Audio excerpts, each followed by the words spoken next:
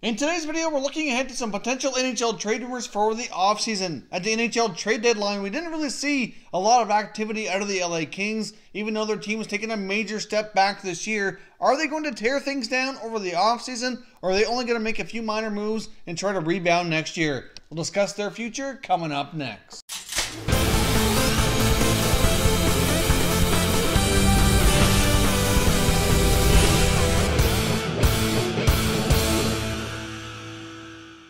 Hey everyone, and welcome back to another video here at Top Shelf Hockey. If you're new to the channel, thanks for stopping by. We review and discuss all 31 NHL teams, so if you're a huge hockey fan, consider subscribing and clicking the bell so you don't miss anything. So as I realized, the NHL Trade Deadline just passed over a week ago, about 8 days ago now. We didn't really see a lot of activity out of the LA Kings organization like we thought, considering where the team is at and the fact that they really, in my opinion, need to look at a major rebuild. I want to look ahead to the offseason. There's still been a lot of speculation about a lot of the players that were involved in trade rumors leading up to the deadline. Could they be moved over the offseason? And just how big of a teardown are they looking at during the offseason? They have many players that have been mentioned, and let's take a look at here each one and see which ones are most likely to be moved and how deep this rebuild is going to go.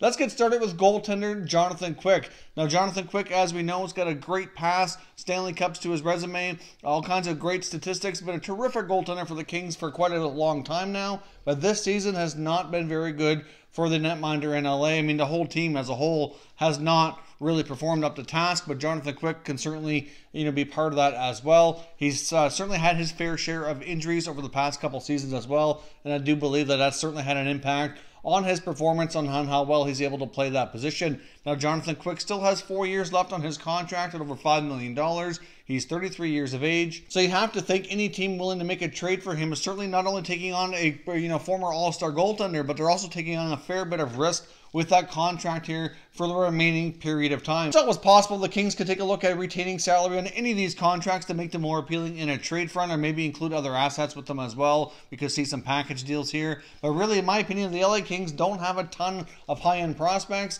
Their prospect pool really isn't in the best shape, and they really need to take the approach that we've seen some other teams do and try to recoup as many prospects and draft picks as possible and kind of start building from the ground up. So Jonathan Quick is a goalie that's seen lots of NHL trade rumors around his name. All kinds of teams have been linked to him. Obviously, there's going to be a good solid handful of teams in the offseason looking to make a major upgrade at the goaltending position. So do you think it's likely that Jonathan Quick could be traded this summer? There's been no shortage of reported interest, but can they actually pull the trigger here and get a deal made for Jonathan Quick? Personally, I think he's one of the few players on this team that very well could actually have some value, even though his contract's a bit risky. Obviously, if he can bounce back, he might be able to play some solid goaltending for another team for the next 3 or 4 years, and it might actually work out quite beneficial, but the return might not be as great as the Kings might be hoping for. That brings us next to Ilya Kovalchuk, who's got 2 more years at over $6 million after returning from the KHL. Things haven't gone as planned so far with Kovalchuk. I mean, he signed in LA for a couple of reasons. One, it was reported he really wanted to have a shot at winning a Stanley Cup. Well, obviously things couldn't have gone much more wrong in that front. Plus his statistics this year haven't been all that great himself. I mean, he's on pace for probably close to 20 goals. He might hit 40 points, thereabouts. It's certainly not the Ilya Kovalchuk we were used to before when he was in the NHL the first time around. Ilya Kovalchuk was a much bigger time goal scorer, but the game's gotten a lot faster, and it certainly seemed to have passed Kovalchuk by a lot of times. But at the same time, you might be able to make an argument that put him in a different position with different, more higher caliber players, that he very well might be able to get going and score at a much higher pace. Now, before he signed with a team like the Kings, there was reported interest from teams like Boston and the Rangers, etc. So, there's been some talk that they were showing some interest around the trade deadline. I do think the Kings would almost have to retain some salary on this one if they're going to move him. But it's, again, another risky contract that could very well prove to be toxic on another team's payroll here in the next couple of years should they make a move. Next up, we got 31-year-old right-shot defenseman Alec Martinez under contract for 2 more years at $4 million. I think this contract's a lot more reasonable. Martinez, along with former LA King defenseman Jake Muzzin, dominated the trade rumors early going. They might try to move one or both of them off the LA Kings blue line. Of course, we saw the Muzzin deal go to the Toronto Maple Leafs. So that deal has been done. But Martinez is still a part of this team. So being a right shot defenseman with the amount of experience he has, I do think that there's a pretty good odds that Martinez could be moved. At 31 years old, at only $4 million for 2 more years, it brings a lot less risk, and I do think the odds of getting a deal done for Alec Martinez would certainly be much, much greater. At the same time, though, the value might be not exactly what they're hoping for. Like a lot of these players are just not having a ton of value coming off a down season. They might prove to be difficult. I mean, we've seen other teams like the Senators, for example, make a lot of moves at the deadline, clearing out a lot of veterans. And even though the team as a whole was struggling, those veteran players were having fantastic seasons, almost career years in most cases. So the players themselves had tons of value, where in these cases here with their veterans, it's the exact opposite. They're almost at the lowest point of their careers in a lot of these cases. So selling them off for, trying to bring back some good assets certainly is going to be a challenge, but I do think Martinez would be one of the few guys that has a little bit more value and a lot less risk on his contract for other teams to take on. Next up, we got 34-year-old center iceman Jeff Carter. He's got 3 more years on his deal at over $5 million, 5.27.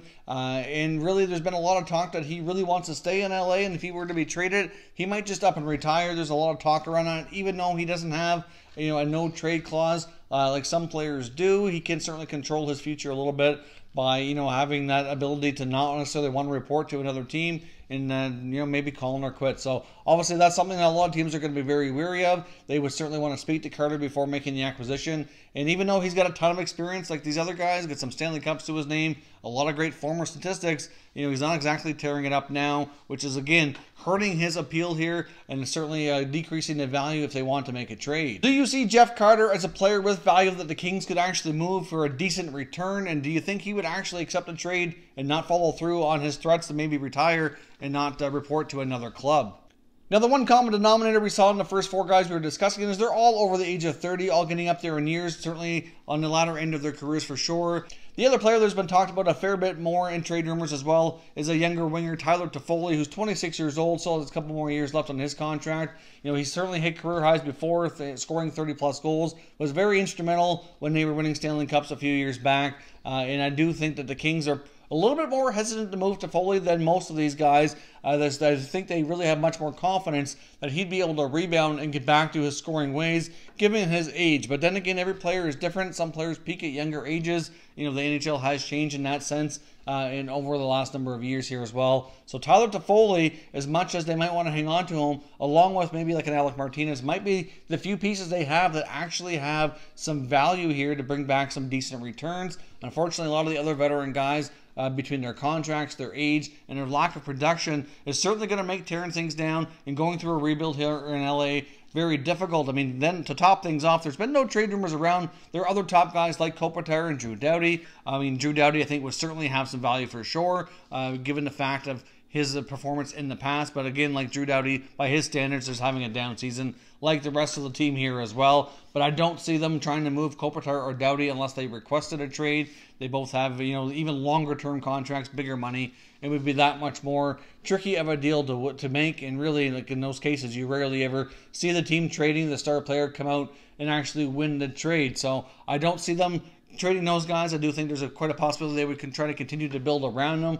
But like we saw when they traded Jake Muzzin, Tyler Toffoli might be one of the few guys they could actually get a deal done for and get any kind of serious value back. I mean, like I said, with guys like Jonathan Quick, Jeff Carter, Ilya Kovalchuk, I'm sure they'd love to have these contracts off their books. I'm sure they'd love to make a deal here and get some younger assets, whether it be prospects or draft picks, in return. But I do think it's going to prove very, very difficult, and the rebuilding LA Kings might take an extended period of time here. Obviously, they're going to have a fairly high draft pick in the 2019 NHL draft, and they should be able to get themselves a pretty decent-looking prospect, depending on where they end up. I mean, if they would be fortunate enough to grab number 1 or number 2 and get Jack Hughes or Kaapo Kakko, that would be huge. There's certainly some other, fairly high-end prospects in that number 3 to 6, 7 range as well.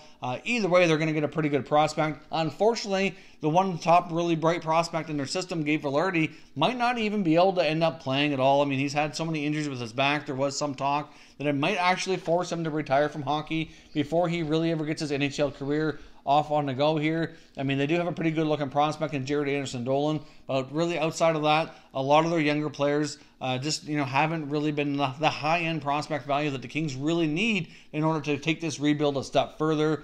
and having a high draft pick this year is only the beginning. Tied to these long-term contracts at big money for a long number of years is only going to make things that much more painful, in my opinion. And I do think the LA Kings are going to be taking quite a long time to get themselves here on the rebuilding track to be competitive again looking forward. Like I said, I know going into the season I had a lot of concerns in my season previews about this team. It was really the year before when they made the playoffs but lost to the Vegas Golden Knights in the first round with the 4-0 sweep in that series. That really should have been a wake-up call that this team was too old and too slow and not skilled enough to keep up with a lot of the great young teams around the NHL. But they came into this season, they added Ilya Kovalchuk, which certainly was not the answer in my opinion. Fortunately, I think there's going to be a lot of pain and suffering in LA before they get back to their old winning ways. But let me know what your thoughts and comments are down in the comment section. Do you see this team really going for a full rebuild here? And do you think some of these veteran players can actually be moved and receive anything significant of value in return? If you're new to the channel here, I hope you consider subscribing. We cover all 31 NHL teams,